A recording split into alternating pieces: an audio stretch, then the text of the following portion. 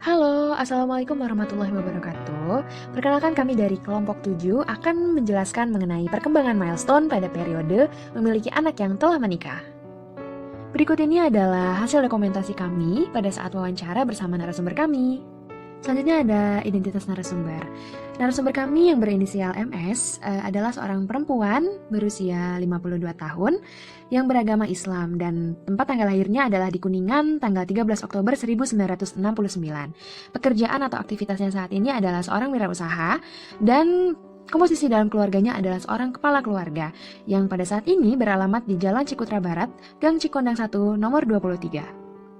Selanjutnya ada fenomena. Ibu MS senang dengan keputusan anaknya untuk menikah. Ia percaya dan mampu merelakannya untuk membangun rumah tangga dengan pasangannya, melakukan penyesuaian dengan calon menantu dan juga keluarganya. Ia sangat senang melihat anaknya menikah dan bahagia dengan pasangannya.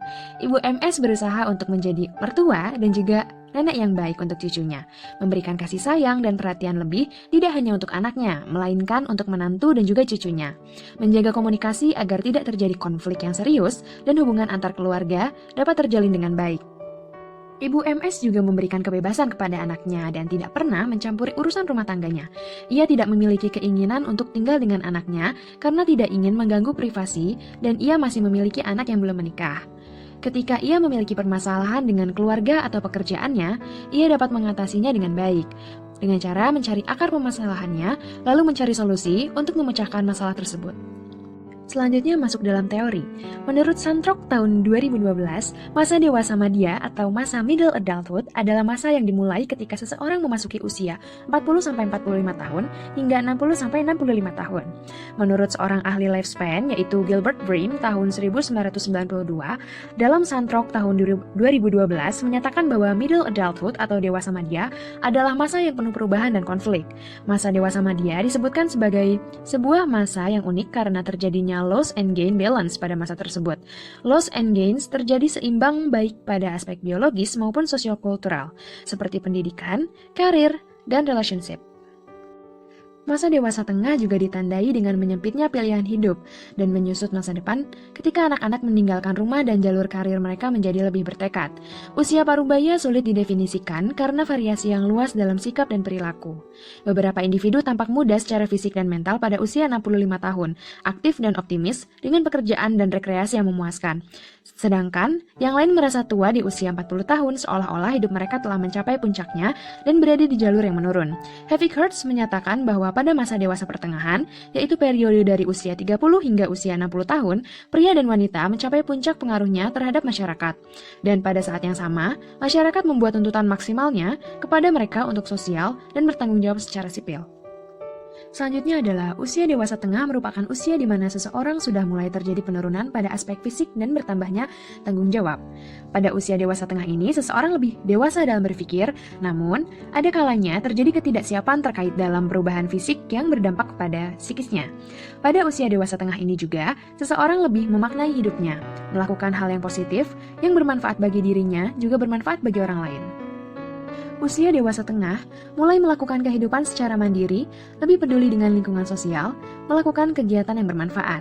Perubahan psikososial pada usia dewasa tengah ini terjadi karena masalah yang terjadi dalam kehidupan terkait pekerjaan dan keluarga.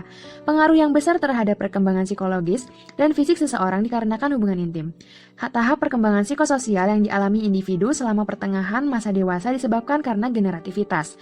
Ini dalam Desmita R tahun 2008. Kegiatan yang bermanfaat pada usia dewasa tengah ini yaitu dengan melakukan kegiatan yang bermanfaat seperti mengikuti pengajian, mendidik anak dengan baik, mampu mengontrol emosi, mampu menyelesaikan masalah yang dihadapi secara konstruktif.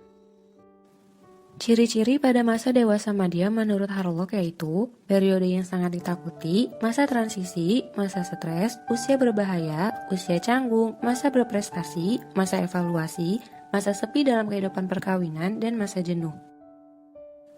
Tugas perkembangan middle adulthood berdasarkan teori Havikers yaitu mencapai tanggung jawab sosial dan dewasa sebagai warga negara, membantu anak-anak remaja belajar untuk menjadi orang dewasa yang bertanggung jawab dan bahagia, mengembangkan kegiatan-kegiatan pengisi waktu senggang yang dewasa, menghubungkan diri sendiri dengan pasangan hidup sebagai suatu individu, menerima dan menyesuaikan diri terhadap perubahan fisik dan fisiologis, mencapai dan mempertahankan prestasi yang memuaskan dalam karir pekerjaan, dan menyesuaikan diri dengan orang tua yang semakin tua. Secara umum, tugas perkembangan pada periode middle adulthood dibagi menjadi 4 kategori utama, yaitu berkaitan dengan perubahan fisik, perubahan minat, pemeliharaan standar hidup, dan keluarga. Teori tambahan yang kelompok kami gunakan yaitu teori penyesuaian diri. Penyesuaian diri merupakan suatu konstruk psikologi yang luas dan kompleks, serta melibatkan semua reaksi individu terhadap tuntutan baik dari lingkungan luar maupun dari dalam diri individu tersebut. Atau sederhananya adalah kemampuan individu dalam menghadapi tuntutan-tuntutan, baik dari dalam diri maupun dari lingkungan. Proses penyesuaian diri ini terbentuk sesuai dengan hubungan individu dengan lingkungan sosialnya. Menurut Schneider's, penyesuaian diri pada prinsipnya adalah suatu proses yang mencakup respon mental dan tingkah laku, di mana individu berusaha untuk dapat berhasil mengatasi kebutuhan-kebutuhan, ketegangan-ketegangan, serta konflik-konflik yang ada dalam dirinya, sehingga terjadi keselarasan antara tuntutan dari dalam diri dengan apa yang diharapkan oleh lingkungan di mana ia tinggal. Pembahasan. Pada pertanyaan pertama, kami mengajukan pertanyaan terkait tugas perkembangan strategi menanggulangi pemicu stres menjadi lebih efektif. Kami simpulkan bahwa MS sudah mampu meregulasi rasa stres berkat dukungan keluarganya.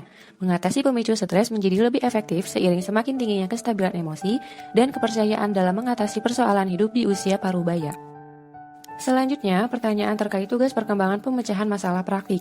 Dapat kami simpulkan bahwa tugas perkembangan ini dapat tercapai dengan menghadapi masalah yang ada, mencari akar permasalahan serta solusi untuk mengatasinya. Pertanyaan selanjutnya yaitu terkait dengan tugas perkembangan melepaskan anak yang hendak meninggalkan rumah. Dapat kami simpulkan bahwa tugas perkembangan ini dapat tercapai tanpa adanya konflik pada keluarga. Selain itu, dengan adanya penyesuaian serta komunikasi yang baik juga mempengaruhi tercapainya tugas perkembangan ini.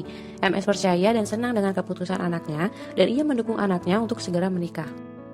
Pada pembahasan selanjutnya terdapat pertanyaan terkait tugas perkembangan yaitu sifat menerima apa adanya dan kehati-hatian.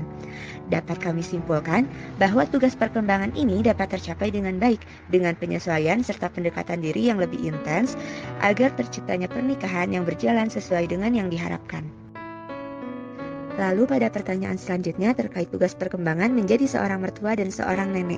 Berdasarkan hasil wawancara dapat kami simpulkan bahwa tugas perkembangan ini tercapai dengan baik karena MS merasa senang dengan menjadi mertua dan seorang nenek dengan cara memberikan kasih sayang dan perhatiannya. Adapun tantangan yang dihadapi MS ketika menjadi seorang mertua yaitu adanya penyesuaian dengan pasangan anaknya dan keluarganya. Namun hal itu tidak menjadi kendala karena dengan saling toleransi dan saling memahami satu sama lain, mereka bisa berkomunikasi dengan baik. Lalu bagaimana cara MS menjadi seorang mertua dan nenek yang baik? Berdasarkan hasil wawancara, MS tidak ingin mencampuri urusan mereka. Karena dengan begitu, mereka dapat menjaga kualitas atau privasi rumah tangganya dengan baik. Selain itu, MS juga turut mengasuh cucunya sesekali mungkin. Selanjutnya pertanyaan tentang jika anak MS mendengarkan saran dan nasihat dari mertuanya, tentu saja MS tidak merasa keberatan karena menurutnya keluarga yang harmonis yaitu adanya kepercayaan dan komunikasi yang baik di antara kedua belah pihak. Dan yang terakhir, pertanyaan terkait tugas perkembangan menjadi pemelihara kekerabatan. Berdasarkan hasil wawancara, dapat kami simpulkan bahwa tugas perkembangan ini terpenuhi dengan adanya komunikasi. Hal itu dapat menjaga hubungan antar keluarga. Lalu saran yang bisa kami ambil yaitu dalam keluarga bisa saja terjadi konflik karena adanya perbedaan pendapat, ego yang besar maupun kesalahpahaman. Namun hal itu sebaiknya bisa diatasi dengan berdiskusi, mencari akar permasalahan dan solusi untuk mengatasinya. Apabila memiliki anak yang sudah menikah, sebaiknya orang tua memberikan kebebasan dan tidak mengganggu privasi mereka. Jika anak memiliki permasalahan dalam rumah tangganya, orang tua seharusnya tidak mencampuri urusannya dan membiarkan anaknya menyelesaikan masalahnya sendiri dan memberikan saran apabila diminta. Hal ini dapat menyebabkan rumah tangga anak menjadi lebih rukun tanpa adanya masalah yang dapat menyebabkan konflik antar anak dan orang tua. Peran sebagai seorang mertua yang baik merupakan hal penting dalam menjaga kualitas hubungan rumah tangga anaknya. Melakukan komunikasi dengan baik juga dapat menjaga kualitas hubungan antar keluarga, membuat keluarga menjadi lebih harmonis dan menghindari konflik yang dapat meregangkan hubungan.